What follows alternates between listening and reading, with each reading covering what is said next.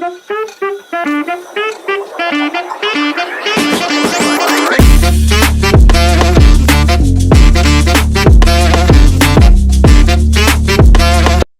hello all Shubchintaks. We are connecting in daily growth practice, that is DGP sessions presented by Digital Gone Easy, that is DGE.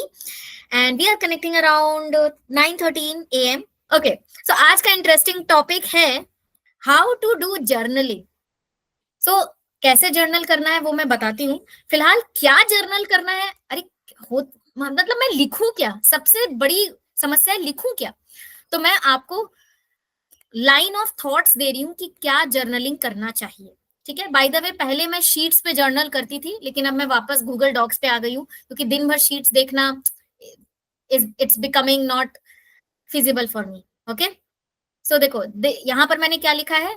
मेरा journaling का document का नाम था daily operations tracker, that is dot sheet of Shubhra Rani. इसमें मैंने लिखा this sheet is to be filled by end of the day.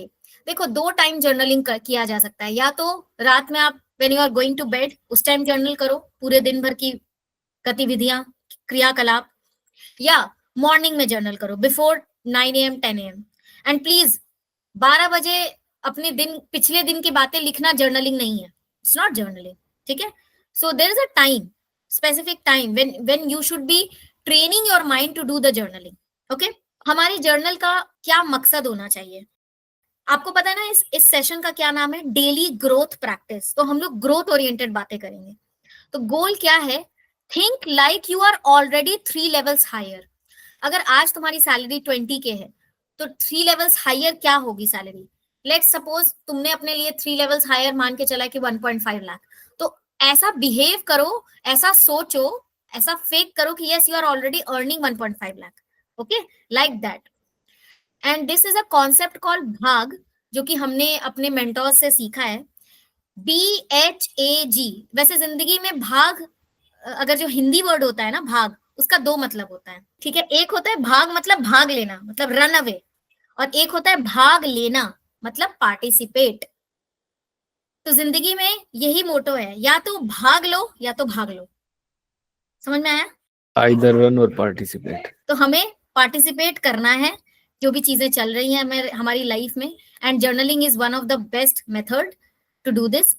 जैसे मान लो उस टाइम मेरा एक ये था target to achieve 1 lakh in profit in 3 months. ठीक है, तो अपना गोल सबसे पहले लिख दो कि भाई मुझे क्या गोल सोचना है हर दिन. This is like training our mind to be efficient enough. Okay, अब देखो आज का डे, मैं जस्ट एक एग्जांपल दिखा रही हूँ तुम लोगों को, ताकि एक समझ में आए कि कैसे जर्नलिंग की जाती है. लेट सपोज मैं यहाँ ट्यूसडे का दिखा रही हूँ, ट्यूसडे जुलाई 5, 2024. मैंने यहाँ पर कौन कौन सी बातें लिखी हैं, आप इस डायरेक्शन में सोचो. Learnings related to professional plus personal development. एक बात गांठ बांध लो गाइस, अगर तुम्हारा पर्सनल लाइफ मेस्ड अप है, तुम्हारे पेरेंट्स, सिस्टर, ब्रदर, घर वाले और क्लोज फ्रेंड्स से नहीं बन रही है, तुम्हारा प्रोफेशनल लाइफ भी ज्यादा देर तक ट्रैक पे नहीं चलेगा. You will break down mentally, physically, emotionally, every ally. ठीक है, तो हमें जर्नलिंग में प्रोफेशनल प्लस पर्सनल डेवलपमेंट दोनों के एंगल से सोचना पड़ेगा. जैसे रविंदर ने बताया कि वो सिर्फ प्रोफेशनल एंगल से सोच रहा है कि हाँ कल मैंने कौन कौन से टास्क किए अपनी कंपनी में. नहीं, आपको और भी सोचना है. ओके, सो इसके लिए एक फॉर्मूला है ACEL, ACEL. आपका दिमाग एनालिटिकल चलना चाहिए, क्रिएटिव चलना चाहिए, इम्पैथेटिकल चलना चाहिए और लॉजिकल चलना चाहिए. ठीक है, एनालिटिकल मतलब आप एनालिसिस करो. ठीक है, एनालिसिस में क्या कर सकते हो कि कल के डेट में क्या गलत हुआ, what went wrong and how could you improve. जैसे मान लो कल रविंदर ने हमारे डिस्कवरी कॉल से पहले क्लाइंट को फॉलो अप नहीं किया, तो ये गड़बड़ बात है. इंप्रूव कैसे करेगा वो, अपने गूगल कैलेंडर में हर डिस्कवरी कॉल के टाइमिंग के 15 मिनट पहले का रिमाइंडर लगा के रखेगा कि we have to follow up, he has to follow up. समझ में आया? इस लाइन में सोचना है. Practising a game. A game क्या होता है, आज बहुत बार सुना होगा तुम लोगों ने, प्रोफेशनल्स कहते हैं यार today is not my day. और कभी कभी ऐसा तुम लोगों के साथ भी होता है, हर दिन तुम अपना बेस्ट नहीं दे पाते हो. बोलते हो ना कि अरे मान लो तुमने रेस भी खेला है, तुम बहुत अच्छा एथलीट हो, फिर भी उस रेस में नहीं जीत पाते हो तो तुम कहोगे today was not my day, है ना।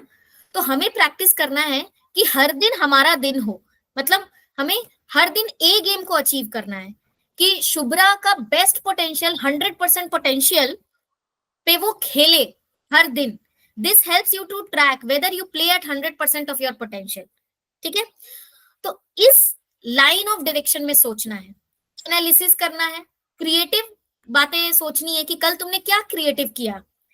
Guys today the world, in the world of AI, और अभी 2025 में एआई एजेंट्स आ रहे हैं जो और भी ज्यादा हेल्पफुल होंगे। जो अभी तुम लोग एआई के लार्ज लैंग्वेज मॉडल्स यानी कि चैट जीपीटी, जेमिनाई, क्लाउड ए, ये सब से बात करते हो, आने वाला समय एआई एजेंट्स का है। आने वाला समय क्या, इट्स ऑलरेडी देयर। तो ये इन लोगों से भी 100 टाइम्स बेटर है। मैनुअल काम बहुत कम हो जाने वाले हैं अब इस दुनिया में। तो पूछ किस चीज की होगी इस दुनिया में, कितने क्रिएटिव हैं आप, ठीक है, कितने आप कम्युनिकेटिव हैं।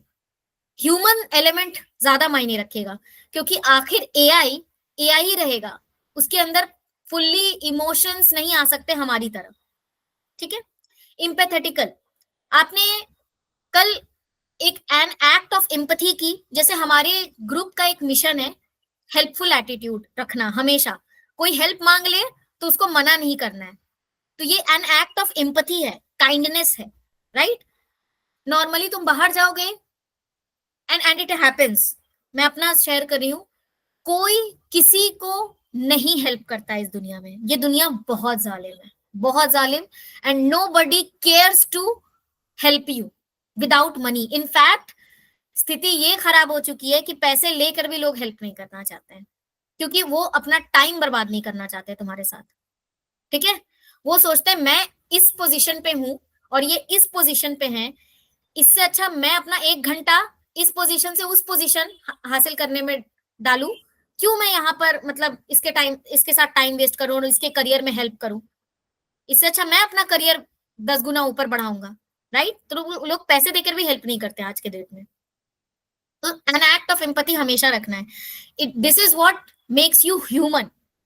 अगर तुमने आज पूरे दिन में किसी को हंसाया नहीं, एक बच्चे के साथ खेला नहीं, या मतलब कुछ कुछ मतलब एन एक्ट ऑफ ह्यूमैनिटी नहीं किया, then you should question yourself. You are turning robots, you are turning into AI chatbots. ऐसा नहीं करना है, ठीक है। लॉजिकल भी सोचना है भाई, आखिर कितना भी अच्छे बन जाओ, बहुत अच्छे बनना हानिकारक है इस दुनिया में, ठीक है। प्योर सोना का ज्वेलरी नहीं बनता है, उसमें कुछ ना कुछ कॉपर या अदर एलिमेंट्स लगाने पड़ते हैं, तब जाके मतलब वो डुएबल होता है, वो फिजिबल होता है कि एक ज्वेलरी फॉर्मेट में आया और लोगों ने मार्केट में खरीदा। आपको लॉजिकल सोचना पड़ेगा। अब ये नहीं कि सामने वाला आपको पूरा लूट के चला जाए, आपको कुचल के चला जाए। You have to think logical as well. Selfish होना is no, being selfish is no harm. आप ये भी सोचो कि विन विन सिचुएशन कैसे क्रिएट करें। अगर रविंदर ने एक कॉन्सेप्ट देवप्रिया को समझाया तो देवप्रिया भी एक कॉन्सेप्ट रविंदर को समझाएगी, इससे दोनों की नॉलेज बढ़ेगी, राइट। तो हमें अपने आप को इतना मतलब सबमिसिव भी नहीं बनाना है, and this is where we lack. Maximum लोगों की प्रॉब्लम है कि वो अच्छे हैं और इतने ज्यादा अच्छे हैं कि दुनिया ने उनको बहुत ठगा है, इंक्लूडिंग मी। मैं बोलती हूँ, मेरे को भी बहुत लोगों ने ठगा है, and then I have realised नहीं, अपना भी फायदा देखना इज योर राइट, ठीक है। एंड और मैं बोलती हूँ ना कि मतलबी दुनिया है, तो मतलबी दुनिया होनी चाहिए भाई। तुम अपने रविंदर के भी मतलब का बात देवप्रिया करेगी, देवप्रिया के मतलब का बात रविंदर करेगा, ठीक है। तो मतलबी दुनिया में भी एक दूसरे का मतलब के साथ फायदा उठाओ और फायदा लो, एंड एक दूसरे के काम आओ। This is good, right, unless and until it is not very क्या बोलते हैं, टॉक्सिक, ठीक है। अब ये नहीं कि देवप्रिया ने मतलब पूरे दिन रविंदर को अपने काम के लिए बैठा के रखा है और रविंदर ने अपना काम नहीं किया, this is his loss, right. तो लॉजिकल भी सोचना है। अब 3-4 चीज और सोचना है जो कि हमें हमारे मेंटर्स ने सिखाया है। पावरफुल रिक्वेस्ट, आज के जमाने में नेगोशिएशन एक बहुत बड़ा स्किल है। तुम जॉब मांगने जा रहे हो, तुम किसी अपने टीम मेंबर से काम कराने के लिए जा रहे हो, you need to have an art of powerful request. For example, Devpriya एक कैनवा डिजाइन बना रही है, लेकिन उसके पास बैंडविड्थ नहीं है. By the way, Devpriya is only entitled to do that work, okay, but since the client deadline is on our head, Devpriya wants to take help from Ravinder. तो ऐसे नहीं बोलेगी कि रविंदर डिजाइन बना दो, मेरा 12 बजे सबमिट करना है. अरे भाई, ये तुम्हारा काम है, ये काम तुमको असाइन किया है. हर चीज ओके ठीक है, we are a team, we should help each other. तो एक तरीका होना चाहिए रिक्वेस्ट करने का. It should have a powerful request, है ना. पावरफुल रिक्वेस्ट में क्या आता है, ठीक है, पावरफुल रिक्वेस्ट में क्या आता है, एम्पैथी. पहली बात, आप किसी को ऑर्डर नहीं दे सकते हेल्प करने के लिए. You have to be empathetic with kindness, और सिचुएशन बता के, रियल सिचुएशन, ये भी नहीं कि आप ठग रहे हो किसी को, बता के Ravinder, do you have some bandwidth, like for 15 to 20 minutes? I know I'm asking it right now, like at the end 11th hour of the day, but still, because the client's deadline is on our head and we have to submit it. अगर वो प्यार से पूछेगी तो वो प्यार से help भी कर देगा, ठीक है. पावरफुल रिक्वेस्ट में और भी चीजें आती है. फॉर एग्जाम्पल, तुम सैलरी नेगोशिएशन के लिए जा रहे हो, ठीक है, या अपने बॉस से अप्रेजल के लिए जा रहे हो बॉस के साथ, तो तुमको बताना है. तुम ऐसे नहीं बोल सकते मेरी सैलरी बढ़ा दो, मेरी सैलरी बढ़ा दो. You have to create your value first. तो पावरफुल रिक्वेस्ट में पहले वैल्यू क्रिएट करते हैं. वो कैसे होता है, उसका एक फॉर्मेट है, नीड, डिफरेंशिएशन और ऑफर फ्रेमवर्क. ये कैसे काम होता है, तुम ये मत दिखाओ कि ये तुम्हारी नीड है, तुमको सैलरी चाहिए, ऑब्वियसली तुमको चाहिए सैलरी, बट दिखाओ कि ये तुम्हारी नीड नहीं, ये उनकी नीड है. कैसे, तुम पहले दिखाओगे कि देखो तुम एक प्रेजेंटेशन लेकर जाओगे कि लास्ट क्वार्टर में तुमने कितना ज्यादा काम किया, तुमने कितना वैल्यू क्रिएट किया, ठीक है, you are such an important resource for the company, ठीक है, ये हो गया वैल्यू. फिर उसके बाद दिखाओगे डिफरेंशिएशन पॉइंट. डिफरेंशिएशन क्या, कि अगर आप मुझे अप्रेजल देते हैं, सैलरी हाइक देते हैं, how can I bring differentiating factor to this organisation. ऐसे बोल सकते हैं रविंदर कि for example Ravinder is asking appraisal from me, okay, तो वो बोल सकता है कि you have 3 more projects and nobody is taking care of that. अगर आप मुझे अप्रेजल देंगे तो I will take care of the operations of that project.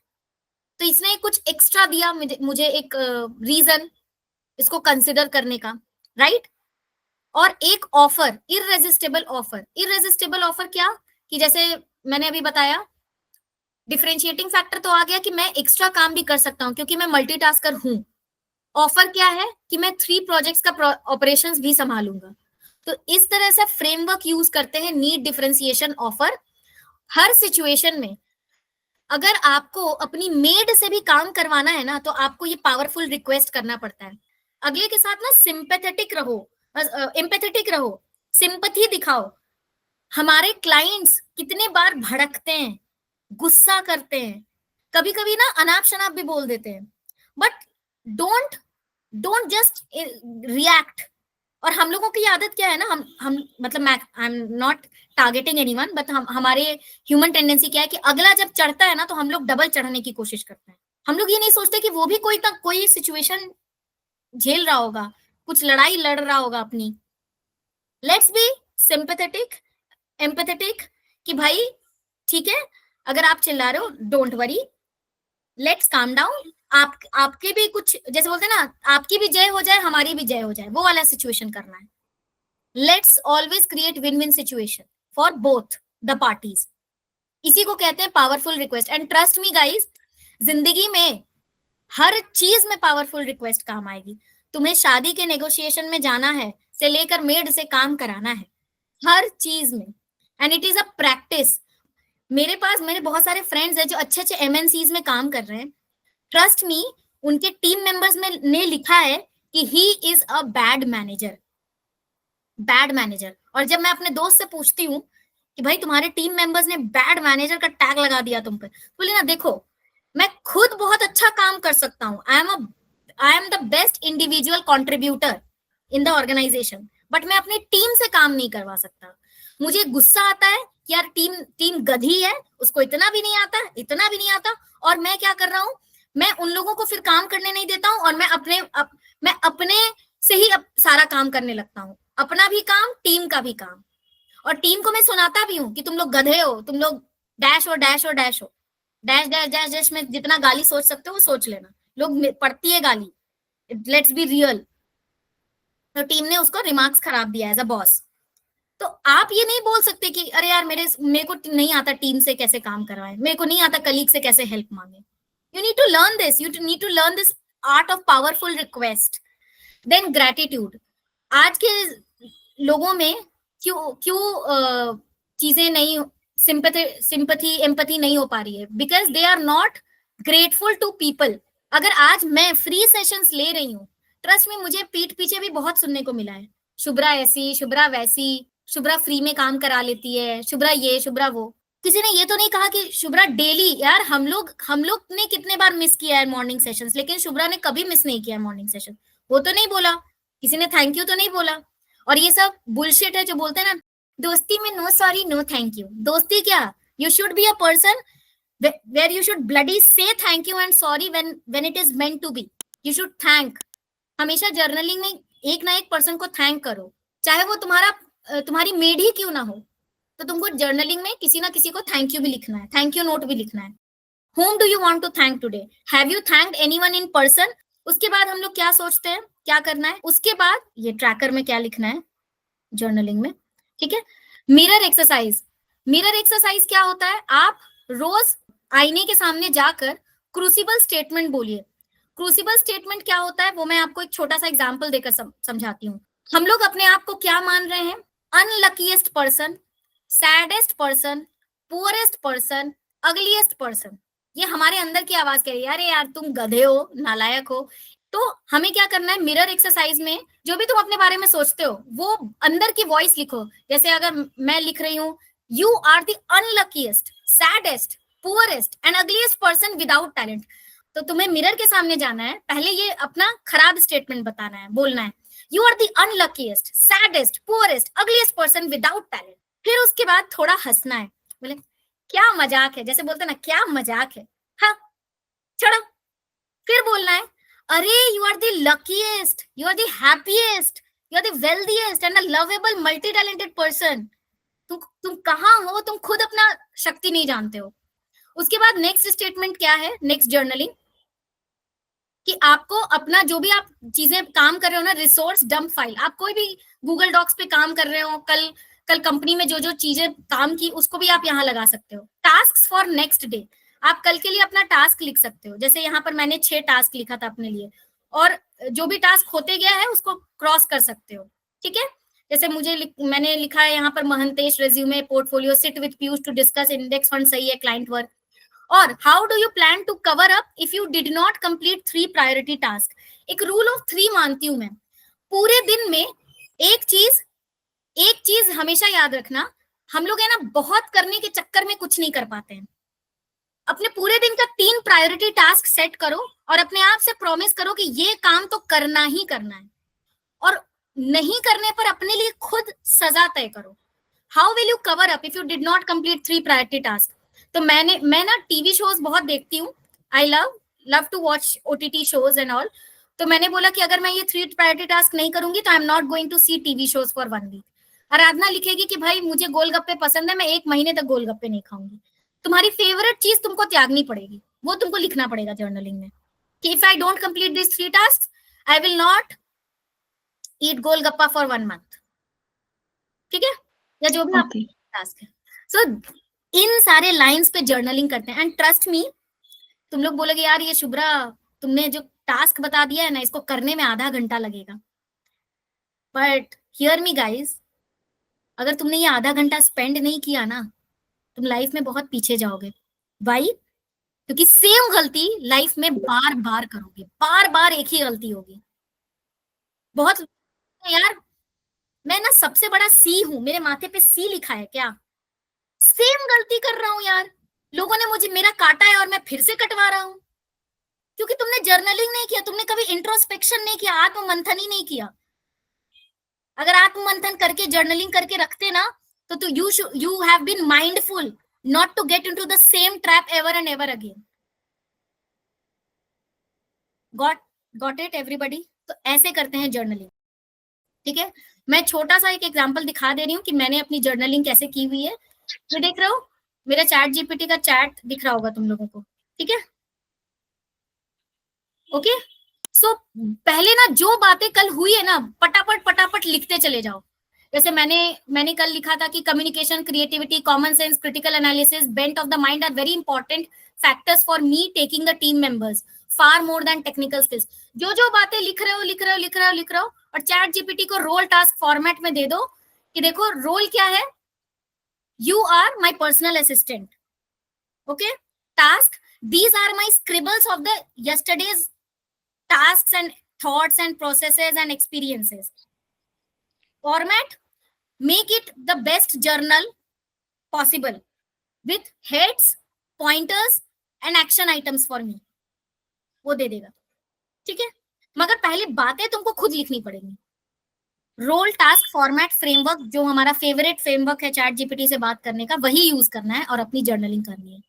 And guys you will feel कि अगर तुमने डेली जर्नलिंग किया, शुरू में आधा घंटा क्या 1 घंटा भी लग सकता है सोचने में, क्योंकि हमने कभी ना दिमाग को स्ट्रेस नहीं दिया ना कि कल क्या हुआ सोचे। तो जब शुरू करोगे ना जर्नल करना तो तुमको 1-1 घंटा लगेगा जर्नलिंग में, बट डेली हैबिट बनाओगे फिर 15 मिनट्स 20 मिनट्स एनफ होगा जर्नलिंग के लिए। जैसे मेरे को अभी 20 मिनट्स लगता है जर्नलिंग, ठीक है। So everybody will do the journaling. मैं ये शीट शेयर करूंगी, how to think Yes. while journaling, okay? I hope I am making sense everybody.